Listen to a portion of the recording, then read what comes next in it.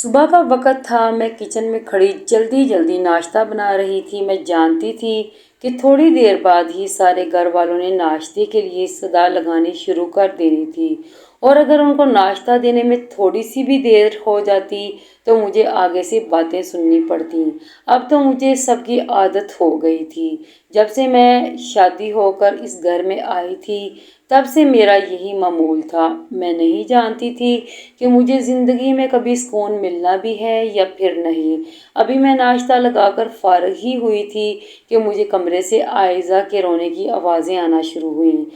یقیناً اسے بھوک لگی ہوئی تھی۔ میں جلدی سے کمرے کی طرف بھاگ گئی اور فوراً سے جا کے اسے اٹھایا۔ میرا شوہر پاس ہی بے خبر سو رہا تھا۔ اسے اتنا بھی احساس نہیں تھا کہ اپنی بیٹی کو اٹھا کر چپ ہی کرا دیتا۔ اس نے آج تک کبھی بھی اس کی طرف نہیں دیکھا تھا۔ میں نے کتنی ہی کوشش کر لی تھی کہ وہ ایک اچھا باپ بنے، لیکن پتہ نہیں اس کو اپنی بیٹیوں سے کیسی چڑ تھی کہ وہ ان کی طرف دیکھنا بھی پسند نہیں کرتا تھا۔ پتہ نہیں وہ کون سے لوگ ہوتے ہیں جو بیٹیوں کو مصیبت سمجھتے ہیں۔ وہ بھی انہی میں سے ایک تھا۔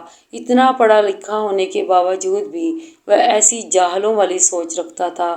اس کو بھڑکانے میں سب سے زیادہ ہاتھ میری ساس اور میری نند کا تھا۔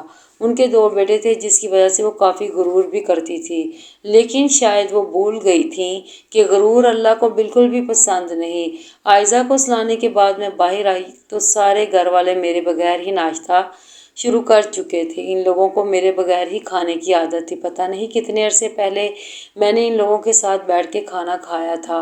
ناشتہ کرنے کے بعد میں ابھی بیٹھی ہی تھی کہ دروازے کی گھنٹی بجی۔ میں نے دروازہ کھولا تو سامنے ہی میری نند کھڑی تھی۔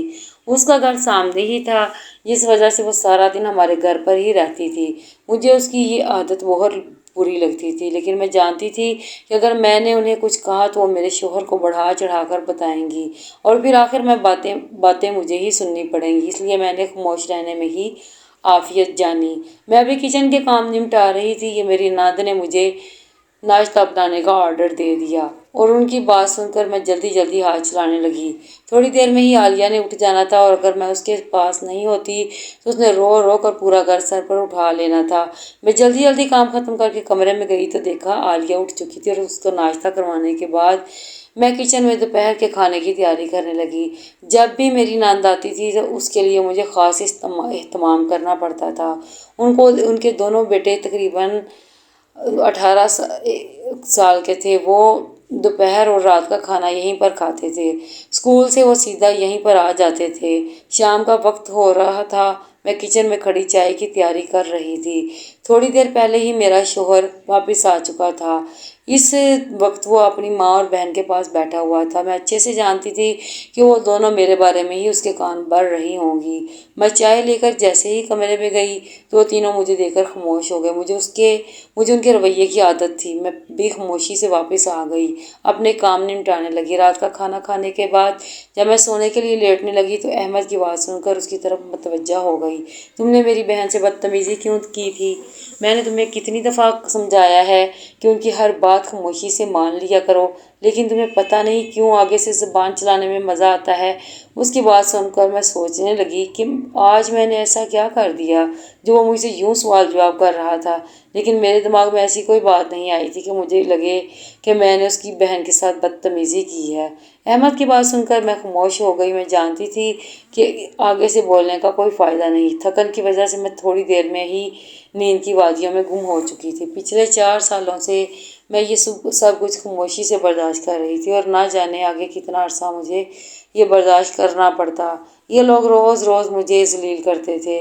ایسا کر کے پتہ نہیں انہیں کون سی خوشی ملتی تھی۔ اکثر ہی میں اماں سے شکوہ کرتی کہ یہاں پر میری شادی ہی کیوں کی۔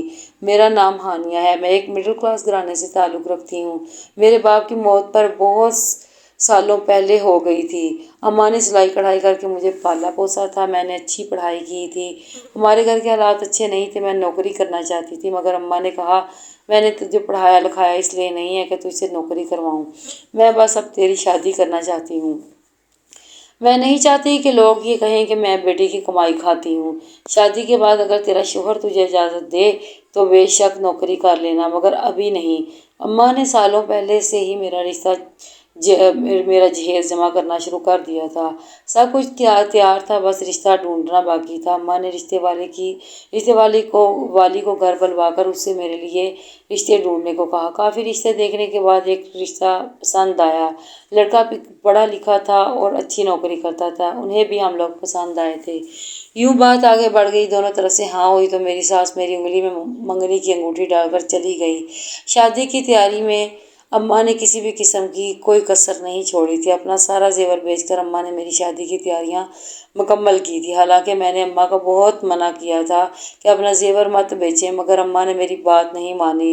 وہ کسی طرح کی کمی نہیں چھوڑنا چاہتی تھیں، اس لیے جتنا کر سکتی تھیں وہ کر رہی تھیں۔ شادی کی تاریخ جیسے جیسے قریب آ رہی تھی مجھے کافی گھبراہٹ ہو رہی تھی، مگر اماں نے مجھے سمجھایا کہ بیٹا وہ لوگ اچھے اور شریف خاندان کے ہیں، تمہیں بہت خوش رکھیں گے، تم پریشان نہیں ہونا۔ اماں کی ساری تسلیاں ایک طرف اور میری شادی شدہ زندگی ایک طرف۔ جو سوچا تھا ویسا بالکل بھی نہیں ہوا۔ میری شادی کو تقریباً 5 سال ہو چکے تھے۔ شروع میں تو میری زندگی بہت اچھی تھی، حالانکہ میری ساس اور نند کا رویہ میرے ساتھ روایتی تھا، لیکن میرا شوہر میرا کافی خیال رکھتا تھا۔ میں خود کو بہت خوش قسمت سمجھتی تھی، لیکن میں نہیں جانتی تھی کہ میری خوشیاں بس کچھ پل کی ہیں۔ شادی کے تیسرے مہینے ہی جب مجھے پتہ چلا کہ میں ماں کے رتبے پر فائز ہونے والی ہوں تو میں بہت خوش تھی۔ اس دوران میرا شوہر بھی بہت خیال رکھتا تھا، جبکہ یہ خبر سن کر میری ساس کا رویہ میرے ساتھ کچھ بہتر ہو گیا، لیکن وہ بس اٹھتے بیٹھتے ایک ہی بات کہتی تھی کہ انہیں پوتا چاہیے۔ ان کی باتوں سے ایسا لگتا تھا جیسے یہ چیز انسان کے بس کی ہے۔ حالانکہ میں دبے لفظوں میں کئی بار انہیں سمجھا چکی تھی کہ یہ سب تو اللہ کے ہاتھ میں ہے، لیکن ان کی ایک ہی رٹ تھی کہ پوتا ہی ہوگا۔ انہوں نے لڑکے کے لیے چیزیں خریدنا شروع کر دیں۔ ان کی پوتے کی خواہش دیکھ کر مجھے اکثر ڈر لگتا تھا کہ اگر میرے ہاں لڑکی ہوئی تو وہ کیا کریں گی، وہ اسے قبول کریں گی؟ یا پھر میں خود کو تسلی دیتی کہ ظاہر ہی سی بات ہے وہ ان کے بیٹے کی اولاد ہوگی تو اسے کیسے قبول نہیں کریں گی۔ لیکن میرے سارے خواب اب چکنا چور ہو چکے تھے۔ جب بیٹی کی پیدائش کا سن کر میری ساس غصے سے گھر چلی گئی، جبکہ میرے شوہر کا رویہ بھی میرے ساتھ کافی خراب ہو گیا تھا۔ ان لوگوں کے رویے دیکھ کر میری اماں مجھے اپنے ساتھ کچھ دنوں کے لیے گھر لے گئی تھیں۔ اس دوران میرے سسرال سے کوئی بھی نہیں آیا تھا اور نہ ہی میرے شوہر نے دوبارہ مجھ سے بات کی تھی۔ ان سب کے رویے دیکھ کر میں کافی پریشان ہو گئی تھی۔ مجھے سمجھ نہیں آ رہا تھا کہ میں کیا کروں، اور پھر تقریباً عالیہ کی پیدائش کے 2 مہینے بعد میں خود ہی واپس اپنے سسرال چلی گئی۔ میں نے بہت کوشش کی کہ وہ لوگ عالیہ کو قبول کر لیں، لیکن پتہ نہیں کیسے بے حس تھے جو انہیں کوئی فرق ہی نہیں پڑتا تھا۔ میں دل ہی دل میں سوچتی کہ شاید وقت گزرنے کے ساتھ ان لوگوں کا رویہ اس کے ساتھ اچھا ہو جائے، لیکن میری یہ خواہش آج تک پوری نہیں ہوئی تھی۔ اب میری ساس میرے ساتھ بہت زیادہ سختی کرتی تھی۔ میرے شوہر کا یہ رویہ بھی میرے ساتھ خراب ہو گیا تھا۔ میں نے بہت کوشش کی کہ وہ ایک بار اپنی بیٹی کو دیکھ لے، لیکن وہ پتہ نہیں کیسا بے حس انسان تھا جسے کوئی فرق ہی نہیں پڑتا تھا۔ اس کا ایسا رویہ دیکھ کر میں بھی پیچھے ہٹ گئی تھی۔ گھر کے کام نمٹانے کے بعد میں اپنا سارا وقت عالیہ کے ساتھ ہی گزارتی تھی۔ میں نہیں چاہتی تھی کہ اسے اپنے باپ کی کمی محسوس ہو، لیکن وہ بچی تھی جو اپنے باپ کے پیار کو ترستی تھی۔ جب بھی میرا شوہر گھر آتا تو اس کو دیکھ کر آوازیں نکال کر اسے اپنی طرف متوجہ کرنے کی کوشش کرتی، لیکن وہ بے حس بنا اسے نظر انداز کر دیتا۔ عالیہ بھی 5 مہینے کی تھی کہ ایک دن اچانک سخت بخار ہو گیا۔ اس کی خراب طبیعت دیکھ کر میں بھی بہت ٹینشن میں آ گئی۔ شوہر سے کہا کہ اسے ڈاکٹر پاس لے چلتے ہیں۔ تبھی میری ساس بولی، ڈاکٹر کے پاس اتنے پیسے خرچ کرنے سے اچھا ہے فریج میں بخار کی دوا رکھی ہے وہ پلا دو۔ میرے شوہر نے بھی فوراً اپنی ماں کی ہاں میں ہاں ملائی۔ مجبوراً مجھے بچی کو وہی دوا پلانی پڑی، مگر اس کا تو اس پر الٹا ہی اثر ہو گیا اور بیمار پڑ گئی۔ پھر میں اسے لیے محلے کے کلینک میں گئی۔ کچھ دن کے علاج کے بعد وہ تو ٹھیک ہو گئی، مگر میری ساس نے میرا جینا حرام کر کے رکھ دیا اور بار بار ایک ہی بات بولتی، تو نے میرے بیٹے کے اتنے پیسے خرچ کروا دیے، تجھے کیا تھا؟ ڈاکٹر فالتو میں اتنے پیسے لیتا ہے، گھر میں جو دوا رکھی ہے وہی بچی کو پلاتی رہتی تو وہ ویسے ہی ٹھیک ہو جاتی، لیکن تیرے ناٹک ہی ختم نہیں ہوتے۔ مجھے جلی کٹی سنا کر وہ مزے سے جا کر لیٹ جاتی۔ پیچھے میرا خون کھولنے لگتا۔ کیا ساس کو ٹھیک سے جواب دوں، لیکن میں زبان کھولنے کا نتیجہ جانتی تھی، اس لیے مجبوراً خاموش رہتی۔ پھر اکثر ہی میری ساس جان بوجھ کر اسی بات کا طعنہ مارتی، میری بیٹی سے تو اسے بے حد نفرت ہے۔ اب مجھے یوں لگتا کہ اگر میرے ہاں بیٹی نہ ہوتی تو اچھا ہوتا۔ اکثر مجھے بیٹی پر بھی غصہ آتا، مگر میری اماں مجھے سمجھاتی کہ بیٹیاں تو اللہ تعالیٰ کی رحمت ہوتی ہیں، انہیں زحمت کیوں سمجھ رہی ہو؟ کوئی کچھ بھی کہے مگر تم ان کی ماں ہو، تمہیں یہ سب نہیں کرنا چاہیے۔ عالیہ 1 سال کی ہوئی تو مجھے پتہ چلا کہ میں دوبارہ سے ماں بننے والی ہوں۔ میں ہر وقت اللہ تعالیٰ سے یہی دعا کرتی کہ مجھے بیٹا دو۔ عائشہ کی پیدائش سے 1 مہینے پہلے ہی میری ساس نے مجھے میری اماں کے گھر بھیج دیا تھا۔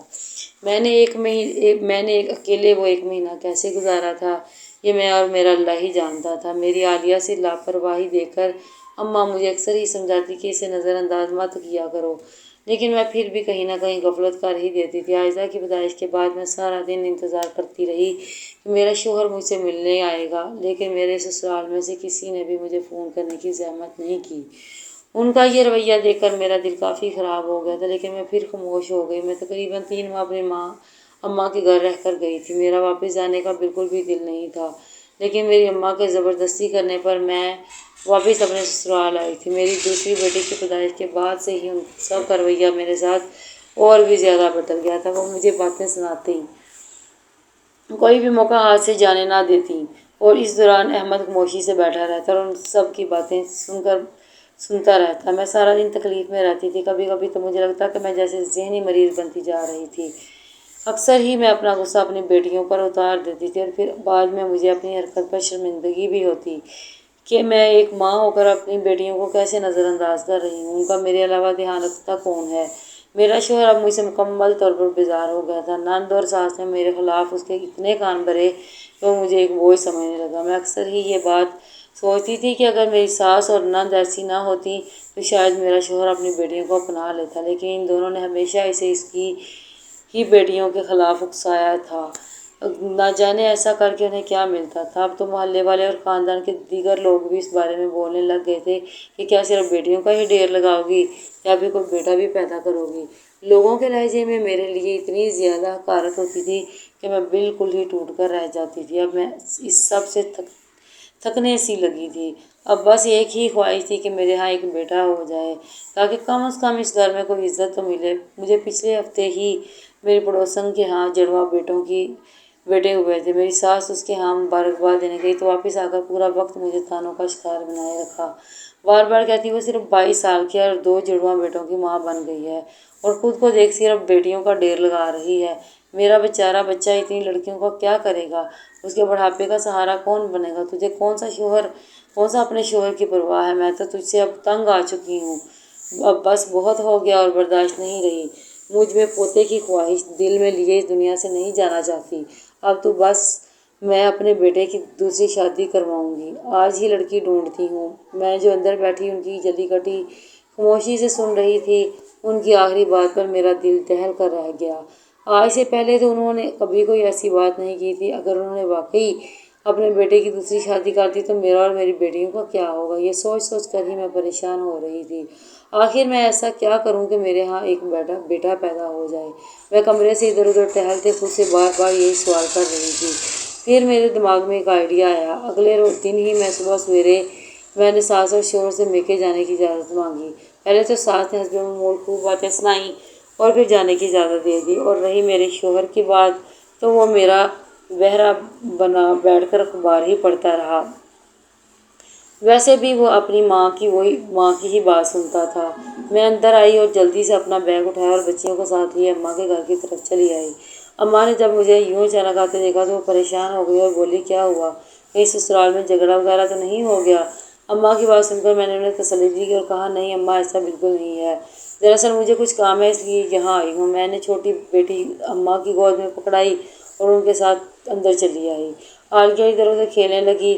اماں نے مجھے پانی وغیرہ پینے کو دیا اور بولیں چل چادر اتار کر ایک طرف رکھ دے، گرمی بہت بڑھ گئی ہے۔ میں نے اماں سے کہا نہیں اماں بس اب مجھے کہیں جانا ہے، بہت ضروری کام ہے، اب بس میری بچیوں کو کچھ گھنٹے اپنے پاس رکھ لیں۔ یہ کہہ کر میں اپنی جگہ سے اٹھ کھڑی ہوئی۔ اماں حیرت کا شکار تھیں، مجھے دیکھ رہی تھیں اور بولی بیٹی تم ابھی تو آئی ہو اور اب یوں اچانک سے کہاں جا رہی ہو؟ میں نے اماں سے کہا वापस आकर सब बता दूंगी, बस आप बच्चियों का ख्याल रखना। ये कहकर मैंने अपना पर्स उठाया और जल्दी से घर से बाहर निकल आई। मेन रोड पर आकर मैंने एक रिक्शा रोका और पता बताकर बैठ गई। अंदर बहुत बेचैन हो रही थी। मैं नहीं जानती थी कि ये तरीका सही है या नहीं, मगर मैं ये सब करना चाहती थी। अपना घर बचाने की आखिरी कोशिश करना चाहती थी।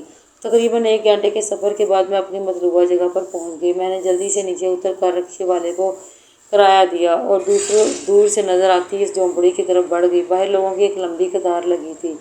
मैंने फ़ौरन उसे चादर से अपना चेहरा ढक लिया। मैं नहीं चाहती थी कि कोई यहाँ पर मुझे पहचान कर मेरी सास और शोहर को कुछ बता दे, इसलिए मैं बहुत एहतियात से काम ले रही थी। अम्मा बिल्कुल ठीक कह रही थी कि गर्मी बढ़ जाएगी। मुझे पसीना आ रहा था, न जाने मेरी बारी कब आनी थी। काफ़ी देर लाइन में खड़े रहने के बाद मेरा नंबर आया तो मैं घबराई सी अंदर चली गई। अंदर से बहुत एक अजीब सी बदबू आ रही थी और एक आदमी सामने बैठा गले में बहुत सी मालाएं पहने कुछ पढ़ रहा था। मैं उसके सामने जाकर बैठ गई। मेरे हाथ कांप रहे थे। पीर ने उससे पूछा, क्या हुआ, किस मकसद के लिए आई हो, अपनी मुराद बताओ। मैं घबराते हुए कहने लगी, पीर साहब मेरे यहाँ बेटा नहीं है। बेटे की बहुत शदीद ख्वाहिश है। सास और शोहर जीने नहीं देते। कुछ ऐसा पड़े ना कि मेरे यहाँ एक बेटा हो जाए। ये कहकर मैंने एक पोटली खोलकर उनके सामने रख दी। इसमें मेरा कुछ जेवर था जो मैं सबसे छिपाकर यहाँ लाई थी। वो जेवर देखते ही उनके चेहरे पर एक चमक आ गई। फिर वो काफ़ी देर तक पढ़ते रहे। इसके बाद मुझे एक तवीज़ देकर बोले, इसे घोलकर रोज़ पी लेना, तेरे यहाँ जल्द बेटा पैदा होगा। पीर की बात सुनकर मुझे बहुत खुशी हुई कि अब मेरी मुराद पूरी हो जाएगी। मैंने सुन रखा था कि ये पीर साहब बहुत पहुँचे हुए हैं, जो भी इनके पास आता है उनकी मुराद पूरी हो जाती है। इसलिए मैं अभी यहाँ पर आई थी कि मेरे बेटे की मुराद पूरी हो जाए। वहाँ से निकलकर मैं सीधा अम्मा के पास आई। वो मेरी ही राह देख रही थी। मुझे देखते ही कहने लगी, क्या हुआ, तुम कहाँ गई थी? मैं कितना परेशान हो रही थी। मैंने अम्मा से कहा, सांस तो लेने दो, फिर मैं सब कुछ बताती हूँ। अम्मा के पास बैठकर मैंने उन्हें बताया, पीर वाली सारी कहानी बताई, जिसे सुनकर वो परेशान हो गई और बोली, अगर तेरी सास को इस बारे में इल्म हो गया तो नित जेवर पीर को दे दिए, तब क्या होगा? कुछ सोचा है तुमने? अम्मा की बात सुनकर मैं मुस्कुरा उठी और अम्मा को कहा, आपको क्या लगता है, मेरी सास ने शादी पर मुझे असली सोने का जेवर चढ़ाया था क्या? अरे वो सब पीतल था, वरना अब तक वो मुझसे वापस ले चुकी होती। नकली जेवर की कहीं पोल ना खुल जाए, इसलिए वो इन जेवरात का जिक्र किसी के भी सामने नहीं करती हैं। वो तो मैंने एक बार उन्हें अपनी बेटी से बात करते सुन लिया था, तब भी पता चला कि असल बात क्या है। मेरी बात सुनकर अम्मा हैरान हो गई। अगर बोली, तुम्हारी सास इतनी बड़ी धोखेबाज है, मुझे अंदाज़ा भी नहीं था। मैंने अम्मा से कहा, छोड़े ना, ये बताएं बच्चियाँ कहाँ हैं? अम्मा बोली, वो सो गई हैं, खाना खिला दिया था मैंने, अब तो भी खा ले, फिर तुझे वापस भी जाना होगा। मैं अम्मी से कह दूँगी कि वो तुझे रिक्शे में बैठा दे। अम्मा ने पड़ोस के बच्चे की बात की, जो अक्सर ही हमारी मदद कर देता था। थोड़ी देर बाद मैं खाना खाकर निकल आई। जानती थी घर जाऊंगी तो सास खतरनाक तेवर लिए बैठी होगी और उसने तो खाना वगैरह भी नहीं बनाया होगा। शौहर के आने में थोड़ा ही वक्त बाकी था। मैं जल्दी जल्दी घर पहुंची और बच्चियों को लौटा दिया। वो दोनों अब तक सो रही थी। फिर मैं फ़ौरन से किचन में आई और खाना बनाने की तैयारी करने लगी। उसी वक्त सास किचन में आई और बोली, आ गई मेहरानी, पता भी है कि घर पर कितने काम पड़े हैं, फिर भी आवारागर्दी से फुर्सत नहीं, जब देखो मुंह उठाकर मेके चली जाती है। पीछे घर के काम कौन करेगा? मुझ में इतनी हिम्मत नहीं, जोड़ों के दर्द की वजह से मुझसे उठा नहीं जाता, वरना सारे काम खुद कर सकती हूँ। इनके यूं बेचारगी से बोलने पर मैंने हैरत से उनकी तरफ देखा। पूरा दिन मोहल्ले में मटर गश्ती करते हुए तो उन्हें जोड़ों का दर्द नहीं होता था, और जब बात किसी काम की आती तो वह वेला में जाना शुरू कर देती थी, जैसे मैं उन्हें काम करने को बोलती हूँ। हद होती है वैसे इतने दोगलेपन की। मैंने दिल ही दिल में सोचते हुए खाना बनाना शुरू कर दिया। शोहर के घर आने से पहले मैंने खाना तैयार कर लिया था। उसके आते ही लगा दिया। खाना देकर मेरी सास नाक बू चढ़ाने लगी और बोली, ढंग से खाना तक नहीं बना सकती, पता नहीं कब सलीका आएगा इसमें। इतने साल हो गए हैं शादी को, मगर अब तक जायकेदार खाना नहीं बना सकी। सास की बात सुनते ही मेरा शोहर, जो अब तक मज़े ले लेकर खा रहा था, उसने भी एकदम से प्लेट अपने सामने से खसका दी और बोला, कैसा खाना बनाती हो? کوئی بھی کام تمہیں ڈھنگ سے کرنا نہیں آتا، بیوی کے روپ میں ایک بوجھ ہو تم مجھ پر، میں تنگ آ گیا ہوں تمہاری شکل دیکھ دیکھ کے۔ یہ کہہ کر وہ وہاں سے اٹھ گیا اور پیچھے میری ساس بیٹھ کر مسکرانے لگی۔ جب بھی شوہر مجھے بے عزت کرتا وہ ایسے ہی خوش ہوا کرتی تھی، جس وجہ سے مجھے اس پر بہت غصہ آتا تھا۔ بہرحال میں نے کھانے کے برتن اٹھائے اور کچن میں آ کر پلیٹ میں کھانا نکال کر کھانے لگی۔ حیرت تو مجھے اس بات پر ہو رہی تھی کہ روز یہاں کے چکر لگانے والی نند آج یہاں نظر نہیں آئی تھی، ورنہ وہ ہوتی تو اور آگ لگاتی۔ میں نے کھانا کھا کر برتن سمیٹے اور ایک گلاس میں دودھ نکالا اور پھر دوپٹے کی گرہ میں بندھا ہوا تویز نکال کر اس میں گھول کر پھر گھٹا گھٹ اس دودھ کو پی لیا۔ مجھے امید تھی کہ یہ کام کرے گا اور اب کی بار بیٹا ہی پیدا ہوگا۔ اور اسی وقت میرے شوہر کی آواز آنے لگی۔ وہ غصے میں مجھے زور زور سے آوازیں دے رہا تھا۔ مجھے کچھ سمجھ نہیں آئی تو بھاگتی ہوئی اندر گئی تو وہ بولا، ان دونوں کو یہاں کیوں لٹایا، اٹھا کر نیچے رکھو، انہیں سارا بستر گندا کر دیا۔ اور دونوں بیٹیوں کی طرف حقارت سے دیکھتا ہوا بول رہا تھا۔ میں جلدی سے آگے بڑھی، دونوں بیٹیوں کا نیچے سے بستر لگا کر انہیں وہاں لٹا دیا۔ مجھے اپنے شوہر سے کسی اچھے کی امید کبھی بھی نہیں ہو سکتی تھی۔ وہ ایک سنگ دل انسان تھا، بس ہمیشہ اپنے آرام کے بارے میں ہی سوچتا تھا، کسی دوسرے کی اسے بالکل بھی پرواہ نہیں ہوتی تھی۔ میں بیٹیوں کے ساتھ ہی نیچے لیٹ گئی۔ اگلے دن نند ہمارے گھر آئی اور مجھ سے بولی، سنا ہے کل تم اپنے میکے گئی تھی، روز روز منہ اٹھا کر وہاں چلی جاتی ہو۔ اس کی بات پر مجھے ہنسی تو بہت آئی، مگر میں اپنے کام میں مگن رہی۔ خود تو وہ پورا دن یہیں گزارتی تھی اور اب مجھ سے یہ سب بول رہی تھی۔ اسی وقت میری بیٹی کی رونے کی آواز آئی تو میں اندر اسے دیکھنے چلی گئی۔ وہ نیند سے اٹھ کر فوراً مجھے ڈھونڈتی تھی۔ پہلے ہی میرا دماغ نند کی فضول باتوں کی وجہ سے خراب تھا، اوپر سے بیٹی کا رونا مجھے غصہ دلا رہا تھا۔ میں رکھ کر اسے 2 تھپڑ مارے تو وہ اور رونے لگی، جس پر ساس باہر سے چلاتے ہوئے بولی، کیوں رو رہی ہیں، ہر وقت اس کی منحوس آواز سن کر میرا دماغ خراب ہوتا ہے۔ میں اب اکثر ہی ان سب کا غصہ اپنی بچیوں پر اتارنے لگی تھی۔ ایک دن اماں کو جب میری حرکت پتہ چلی تو انہوں نے مجھے بہت ہی زیادہ ڈانٹا۔ ان کی ڈانٹ سن کر مجھے احساس ہوا کہ میں اپنی بیٹیوں کی زندگی اپنے ہاتھوں ہی تباہ کر رہی ہوں۔ وہ پہلے ہی ایسے ماحول میں پل رہی تھی جہاں انہیں ان کے اپنے ہی پسند نہیں کرتے تھے۔ میں بھی تو ان لوگوں جیسی ہی حرکتیں کر رہی تھی۔ میں یہ بات بھول گئی تھی کہ ان سب باتوں کا معصوم ذہنوں پر کتنا اثر پڑے گا۔ وہ دونوں بھی ابھی سے کافی ہی سہمی رہتی تھی، سارا دن بس کمرے میں ہی بیٹھی رہتی تھی۔ میں بہت کوشش کرتی کہ وہ کمرے سے باہر نکل کر کھیلیں، لیکن وہ میرے زبردستی کرنے پر بھی نہیں آتی تھی۔ عائزہ تو اب بھی چھوٹی تھی، جو رویوں کو نہیں سمجھتی تھی، لیکن عالیہ 6 سال کی ہو گئی تھی۔ وہ کافی ذہین تھی، وہ سب کے رویوں کو اچھی طرح سے جانتی تھی اور اکثر ہی مجھ سے پوچھتی رہتی تھی کہ اس کے بابا اسے پیار کیوں نہیں کرتے۔ اس کی ایسی باتیں سن کر میں بہت مشکلوں سے اسے بہلایا کرتی تھی، لیکن وہ جانتی تھی کہ میں ساری زندگی اسے یوں نہیں بہلا سکتی۔ اب وہ بڑی ہو رہی تھی اور آہستہ آہستہ سمجھدار بھی۔ جب اسے یہ بات پتہ چلتی کہ اس کا باپ اسے پسند نہیں کرتا تو اس کے ذہن پر بہت برا اثر پڑتا۔ میں اب چاہتی تھی کہ اس کا داخلہ اسکول میں کروا دوں۔ میں نے کئی بار احمد سے بھی اس بارے میں بات کی تھی، لیکن اس نے میری بات کو نظر انداز کر دیا تھا۔ لیکن میں نے سوچ لیا تھا کہ میں ہر حال میں اس کا داخلہ کرواؤں گی۔ آج کل میں اس کے لیے اسکول تلاش کر رہی تھی اور پھر جب مجھے ایک اسکول مناسب لگا تو میں کسی کو بھی بتائے بغیر اس کا داخلہ کروا آئی تھی۔ جب گھر والوں کو اس بارے میں پتہ چلا تو انہوں نے بہت ہی ہنگامہ کھڑا کیا۔ ان کا کہنا تھا کہ لڑکیوں کو پڑھانے کا کیا فائدہ، کون سا وہ بعد میں کماتی ہیں۔ یہ میری ساس کے خیالات تھے۔ ان کی ایسی باتیں سن کر میں افسوس کرنے کے علاوہ کچھ بھی نہیں کر سکتی تھی، اور پھر وہ کافی دنوں تک میرے اوپر غصہ کرتی رہیں۔ میں نے بھی ان کی باتوں کے جواب میں کچھ نہیں کہا تھا، کیونکہ میں جانتی تھی اس سے بات اور بڑھے گی۔ کچھ دنوں سے میری طبیعت کافی خراب تھی۔ آج میں احمد کے ساتھ ہسپتال گئی تو ڈاکٹر کی بات سن کر حیران رہ گئی۔ میں پھر سے ماں بننے والی تھی۔ یہ خبر سن کر میرے شوہر نے کچھ بھی نہیں بولا۔ گھر آنے کے بعد بھی وہ بالکل خاموش تھا۔ میری ساس کو جب یہ بات پتہ چلی تو انہوں نے کافی ہنگامہ کیا۔ ان کا کہنا تھا کہ اگر اس بار بھی بیٹی پیدا ہوئی تو وہ مجھے طلاق دلوا کر میری بیٹیوں سمیت گھر سے نکال دیں گی۔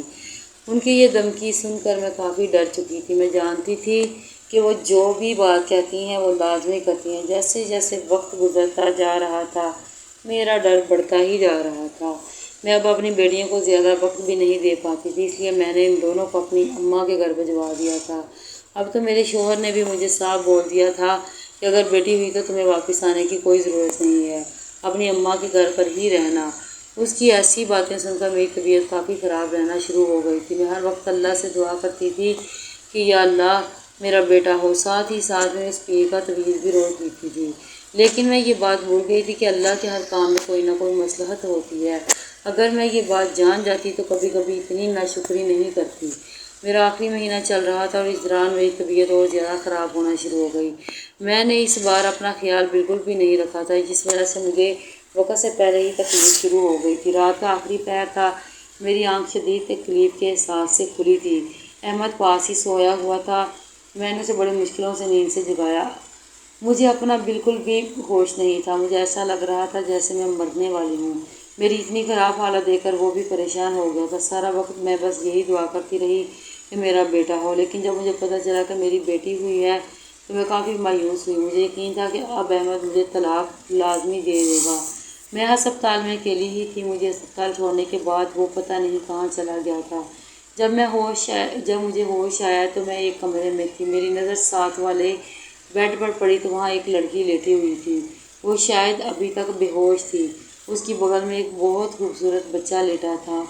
میری نظر اس بیٹی کے چہرے پر پڑی تو میرے دماغ میں ایک خیال آیا۔ میرا دل مجھے بار بار کہہ رہا تھا یہ حرکت مت کرو، یہ گناہ ہے، لیکن میں اس وقت کچھ بھی کرنے کو تیار تھی۔ میرے ذہن میں بس ایک ہی بات چل رہی تھی کہ اگر میرے شوہر کو بیٹی کی پیدائش کا پتہ چلا تو وہ مجھے چھوڑ دے گا۔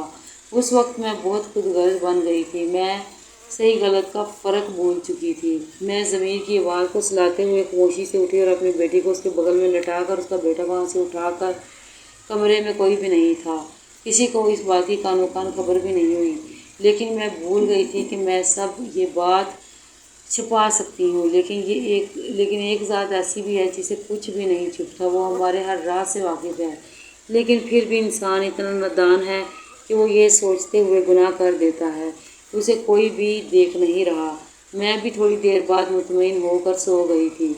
آج مجھے اتنے عرصے بعد اتنی پرسکون نیند آئی تھی، لیکن میں یہ بات بھول گئی تھی کہ اتنا بڑا گناہ کرنے کے بعد میں زیادہ پرسکون نہیں رہ سکوں گی۔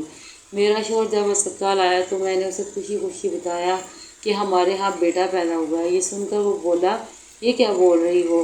نرس نے تو بولا تھا بیٹی ہوئی ہے، مگر میں نے شوہر سے کہا وہ اس سے غلطی ہو گئی تھی، میں نے نرس کو اصل میں کچھ پیسے دے کر منہ بند رکھنے کو کہا تھا اور وہ فوراً سے مان گئی تھی۔ میرے شوہر کو یہ سن کر بہت خوشی محسوس ہوئی، وہ اس بات کا یقین ہی نہیں کر پا رہا تھا، مگر میں نے اسے یقین دلایا۔ پھر وہ خوشی خوشی مجھے ساتھ لیے گھر آ گیا۔ میری ساس نے منہ بنا کر دروازہ کھولا اور بولی جانتی ہوں اب کی بار بھی لڑکی ہوئی ہوگی، بس اب اسے طلاق دے کر فارغ کر دے، میں کسی اچھی جگہ تیری شادی کرا دوں گی۔ بنا ہماری طرف دیکھے وہ یہ سب بولتی اندر چلی گئی۔ میرا شوہر خوشی خوشی اندر گیا اور بولا اماں اس سب کی کوئی ضرورت نہیں ہے۔ اس کی بات سن کر میری ساس نے فوراً اسے مڑ کر کہا کہ آخر کیوں ضرورت نہیں تجھے، لڑکیاں پسند آ گئی ہیں کیا؟ تو میرا شوہر بولا نہیں اماں دیکھ اس بار ہمارے یہاں لڑکا پیدا ہوا ہے۔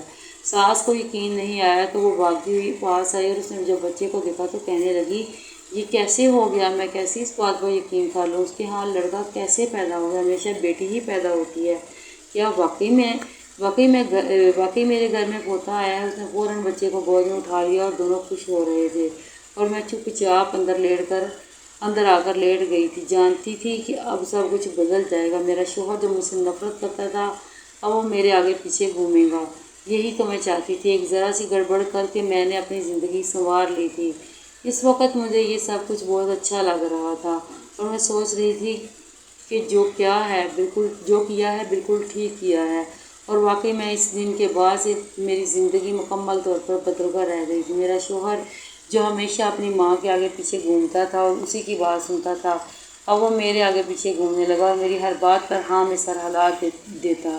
میری ساس کو یہ بات بھی بالکل پسند نہیں آ رہی تھی، وہ میرے خلاف اپنے بیٹے کو بھڑکانے کی بہت کوشش کرتی، لیکن میرا شوہر اب میرا گرویدہ ہو گیا تھا۔ اس نے مجھے سر کا تاج بنا کر رکھنا شروع کر دیا اور گھر کے سارے کام کاج کے لیے اس نے ایک نوکرانی رکھ لی۔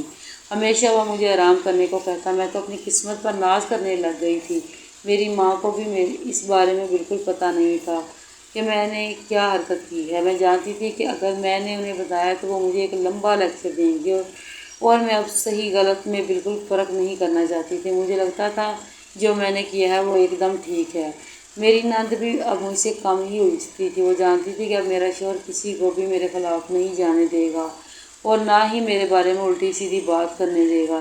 اب میں پورے گھر پر اپنی مرضی چلاتی اور ہر ایک پر اپنا حکم چلاتی، لیکن اکثر ہی رات کو خواب میں مجھے ایک ننھی سی بچی کی رونے کی آوازیں سنائی دیتی۔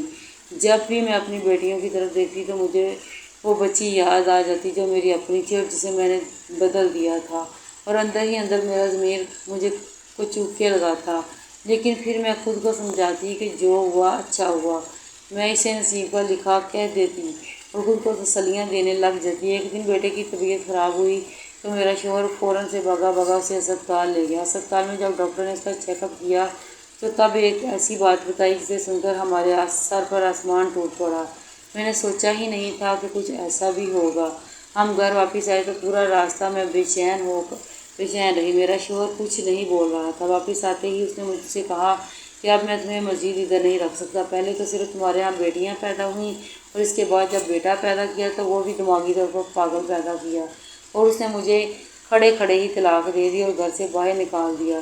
میں بچیوں کو ساتھ لیے گھر سے باہر آئی اور اس بچے کو لے جا کر کچرے کے ڈھیر پر پھینک دیا۔ مجھے اس پر شدید غصہ آ رہا تھا کہ اس کی وجہ سے یہ سب ہوا ہے، اور سیدھا اماں کے پاس آ کر روتے روتے ساری بات بتا دی۔ اماں مجھ سے بولی تجھے شرم نہیں آئی ایسی حرکت کر کے؟ تو نے کیسے کی؟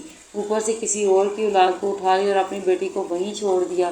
پھر اماں نے مجھ سے کہا کہ آخر وہ بچہ ہے کہاں پر، تو اسے ساتھ نہیں لائی؟ کیا میں نے اماں کو بتایا اسے تو میں پھینک چکی ہوں، اب وہ مجھے بچہ نہیں چاہیے، اسی کی وجہ سے میرے شوہر نے مجھے طلاق دے دیا۔ یہ سن کر اماں نے اپنے منہ پر ہاتھ رکھ لیا اور کہا کہ کیسی ظالم عورت ہے تو، یہ سب کرتے ہوئے تیرا دل بالکل بھی نہیں کانپا؟ لیکن میں نے اماں کی کوئی بات نہ سنی اور منہ سر لپیٹ کر لیٹ گئی۔ لیکن پھر میرے اندر بے چینی بہت ہی بڑھنے لگی۔ مجھے احساس ہو رہا تھا کہ میں نے بہت ہی بڑا گناہ کیا ہے۔ پھر میرے دل میں خوف خدا جاگنے لگا اور میں نے ایک فیصلہ کیا، اور جیسے ہی رات ہوئی تو میں بھاگتے ہوئے اس جگہ پر آئی جہاں میں نے اس بچے کو پھینکا تھا۔ ہر طرف کوڑا کرکٹ پھیلا ہوا تھا۔ میں نے لائٹ کی روشنی میں اسے ڈھونڈنا شروع کر دیا۔ تھوڑی ہی دیر بعد وہ مجھے اوندھے منہ وہاں پڑا ملا۔ میں نے جیسے ہی بچے کو اٹھا کر سیدھا کیا تو ایک دم سے میرے حلق سے ایک چیخ نکلی۔ میں فوراً سے اسے اٹھائے گھر کی طرف بھاگی چلی آئی۔ گھر آئی تو اماں بولی کہ اتنی رات تو کہاں گئی تھی؟ پھر میں نے اماں کے سامنے اس بچے کو کیا۔ وہ بچہ نہیں بلکہ میری اپنی بیٹی تھی جسے میں نے اس بچے سے بدل دیا تھا۔ میں اسے کیسے نہیں پہچان سکتی تھی، وہ بالکل میری جیسی ہی دکھتی تھی۔ اماں بولی یہ کہاں سے لائی ہو؟ میں نے اماں کو ساری بات بتائی۔ اماں کہنے لگی دیکھ، شاید انہیں بھی بیٹی نہیں چاہیے تھی، لیکن تو نے ان کا بیٹا چھین لیا اور انہوں نے تیری بیٹی یہاں پھینک دی۔ اب اسے خدا کا انصاف سمجھو اور اب ناشکری بند کر دے اور اپنی بیٹیوں کو دل سے قبول کر لے۔ تو بھی دوسرے لوگوں کی طرح کیوں بن رہی ہے؟ اماں کے کہنے پر میں نے رو رو کر اللہ تعالیٰ سے معافی مانگی اور اپنی بیٹیوں کا دھیان رکھنا شروع کر دیا۔ میں پڑھی لکھی تھی اور اچھی نوکری کر سکتی تھی۔ میں نے ایک جگہ نوکری ڈھونڈی اور نوکری کر کے اپنی بیٹیوں کو پالنا شروع کر دیا۔ مجھے سمجھ آ گئی تھی کہ بیٹیاں بوجھ نہیں ہوتیں۔ دوسری طرف میری سابقہ ساس اور شوہر کی حالت بہت خراب ہو گئی تھی۔ وہ نئی بہو لائی تو اس نے سب کا جینا حرام کر دیا، مگر میں اپنے بیٹیوں کے ساتھ اپنی زندگی میں اب بہت خوش تھی۔ وہ ہی میری دنیا تھیں۔